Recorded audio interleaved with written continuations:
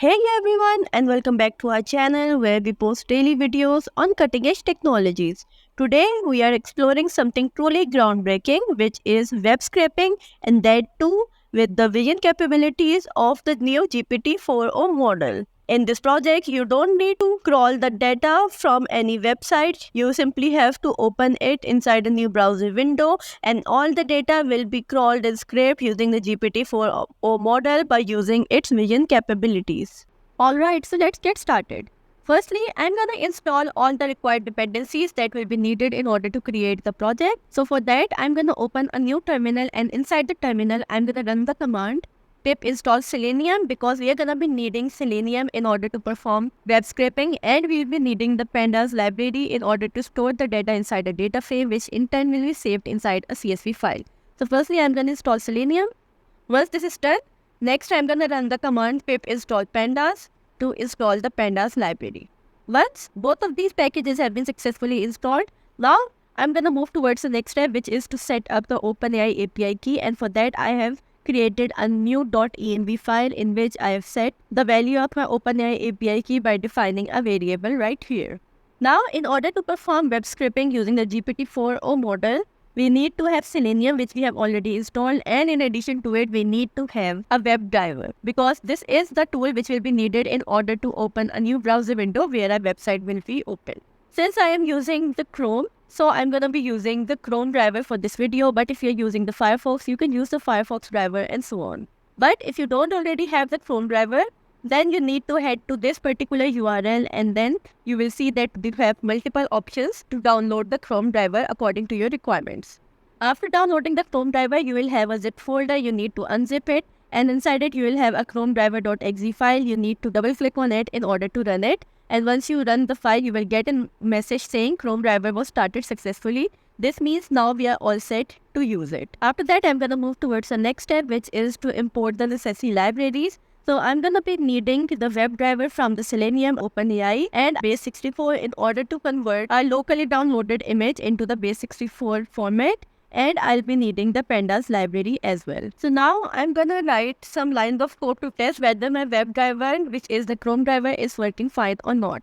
But before moving towards that, I'm quickly going to show you the website here. I'm on the website of AliExpress. I've searched for the laptops, and these are all the options which I can see. So I'm going to copy this URL from here, and this is a URL which I'm going to be using in order to be opened inside my Chrome driver. So now I'm going to head back to my VS Code, and here I'm going to run these lines of code. Firstly, I am initializing the WebDriver.chrome and saving it inside the driver. This WebDriver.chrome is actually used to initialize an instance of the WebDriver, which is for the Chrome browser. Then I want the window to cover my entire screen, so I've set the size to be these dimensions, and I want the screen to be a bit zoomed out, so I've set the zoom style to be 50%. As you already know that by default zoom size is 100. If you want to zoom in, you will go above the 100, but if you want to zoom out, then you will have a percentage less than 100. After that, I'm using the driver.get function, inside which I'm passing the URL, which I've just displayed to you, which is right here. Then I want to save a screenshot of the URL, which will be open inside the Chrome driver, and it will be saved inside an image called webpage.png. And after doing all of this, don't forget to close your Chrome driver. Once all of this is done, now I'm quickly gonna run the file to see if our browser is opening or not. Okay, so our program is running. Let's wait for the browser to be open. And yeah, here is the browser. You can see that the screen is bigger than the usual. And here we are inside the AliExpress website. We are searching for the laptops, and these are all the options which are available. Alright, so this means that our Chrome driver is working fine. Now we are all set to integrate it with our OpenAI. But before that, I'm going to do another thing. As I've already mentioned that this webpage.png is an image which is locally saved on my system, and it is in some other format. But the vision model of the GPT-4o requires the images which are in the Base64 format. So for that, I'm going to create a new function called image converter, which will take the path of the image as the input. And I'm going to move inside this image path, and I'm going to return an instance of the Base64. And I'm going to call its import function, inside which I'll read the image which I've passed with the function parameter, and it will be returned as a Base64 format file. And once this image will be passed through this function, it will be converted into base64 format, which is compatible with the GPT-4o version.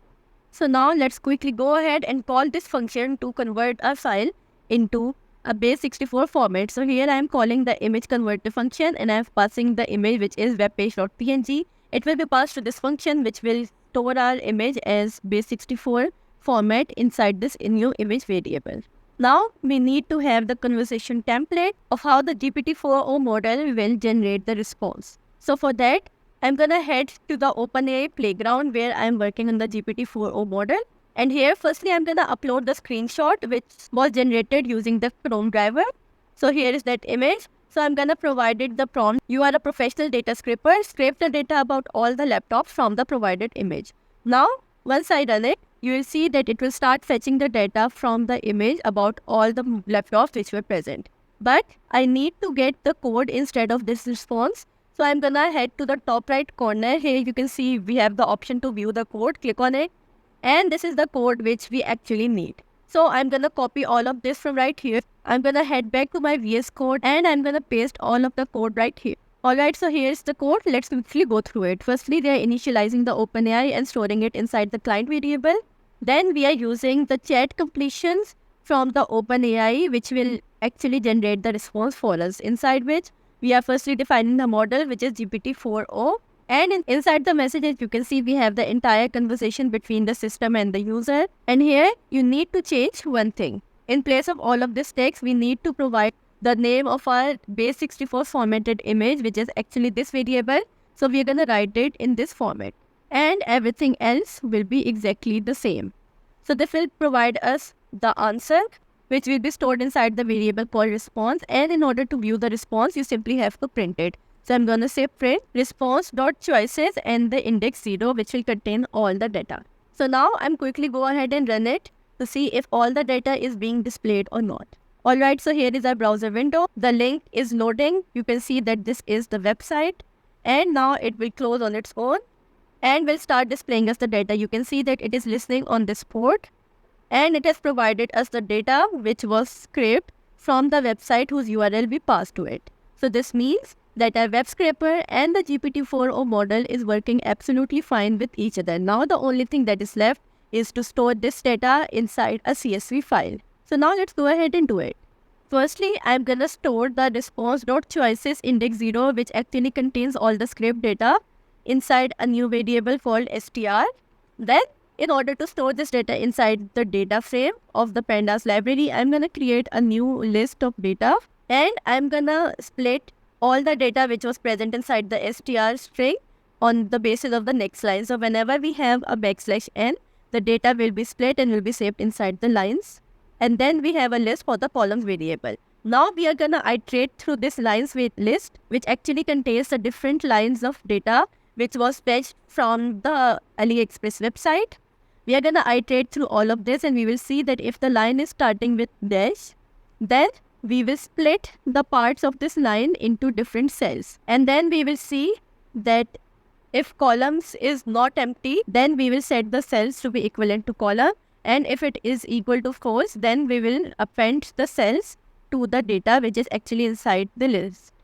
So overall, we are actually splitting all the data which was extracted from the AliExpress website. The data was first split on the basis of a new line and each line was saved inside this lines variable. Then we iterated through the lines and for each individual value present inside the line, we fetched it and saved it inside the cell. And once it was fetched for the entire column, then we appended it to the data list. Now the only thing that is left is to create a data frame, and inside the data frame object, we are going to pass the data and the columns list. Once we have the data frame, now we are going to create a CSV file path variable. I'm going to call it data.csv. And then I'm going to use the toCSV function of the pandas library using df.toCSV, inside which I'm going to pass the path of the CSV file. And we are going to set the indexing to be false. Once this is done, I'm simply going to print the name of the CSV file where it is saved. And that's it. We have completed the project. Now the only thing that is left is to go ahead and run it. So now let's run it to see the output. Alright, so our browser window is opened.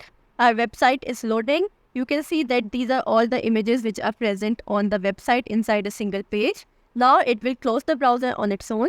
It is listening on this port and now it will start fetching the data. Alright, so here is the data which is extracted. Now let's go ahead and see if we have a file or not. Yes, we have a webpage.png, which is actually the screenshot file, and the data which was extracted and converted into a data frame is now stored in the file called data.csv. I'm gonna open the file in the Excel and then I'm gonna show you. Okay, so here is the file. You can see that we have the item, price, shipping, and additional information of all the laptops which were appearing on the web page which we loaded inside our Chrome driver.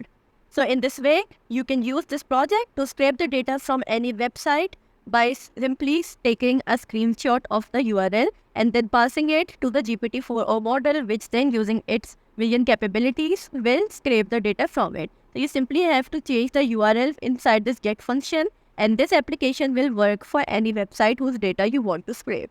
That's all for this video. I hope that you liked this project as much as I did. Thanks for watching.